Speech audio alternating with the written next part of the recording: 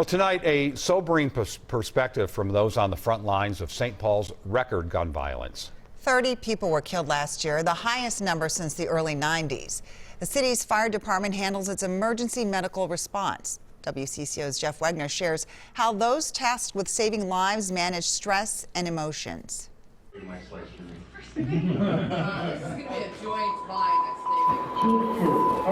Anything can happen. No 2 days of work are the same. Rushing into an ambulance en route to a medical call. In 2019, this represented 80% of the runs for the St. Paul Fire Department. And almost 39,000 were EMS runs. And a small but devastating fraction of that number often carried with it a criminal element. 171 times it was a shooting or stabbing. Even if you average out over the year, that's a shooting and stabbing basically every other day. University Avenue West. Shooting. The bloodshed, however, wasn't so evenly distributed. It rose to a shocking peak as summer came to a close. 8 people died from gun violence in September alone. A few more were shot but survived. If it wasn't my shift that I had one, it was my counterpart the day before. Captain Catherine Heckerman is a paramedic. Dispatch with St. Paul Medic 18, patient information to United. One of 170 at the St. Paul Fire Department.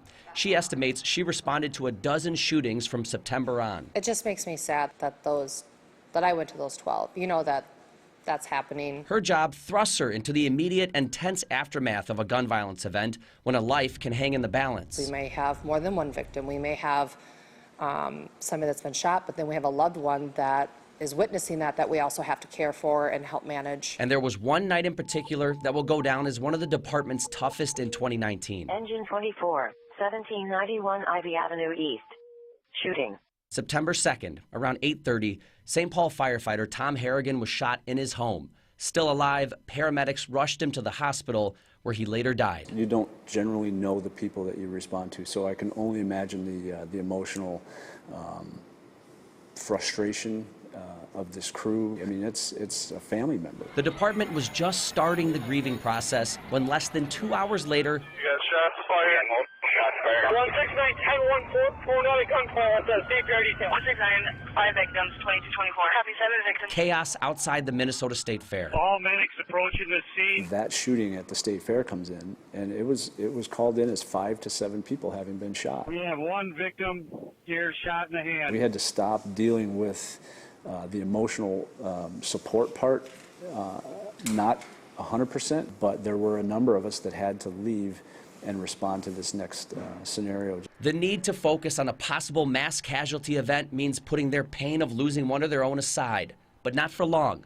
Not with how the mental health of their staff is now being prioritized. It's a clear observation that we didn't do a good job with previously. It was, hey, suck it up, go home. You can figure this out on your own. Instead, there are now peer support groups allowing firefighters to talk out their feelings with those who've experienced the same trauma.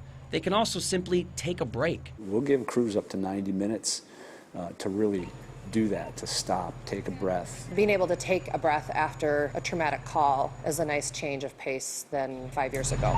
Captain Heckerman says that shift in the department's approach helped her and others handle the emotional stress that came with the uptick in violence last year. The calendar has turned a page. The question now is how and when will this deadly problem do the same? We have an opportunity every day that we come to work to make a difference and a positive impact in somebody's life. If you do it one person at a time, awesome. 10, 20, 30 people at a time, better yet. In St. Paul, Jeff Wagner, WCCO 4 News. The St. Paul's mayor's office is working with first responders and community members to mentor kids and teenagers, as well as teach them to diffuse tension before it turns violent.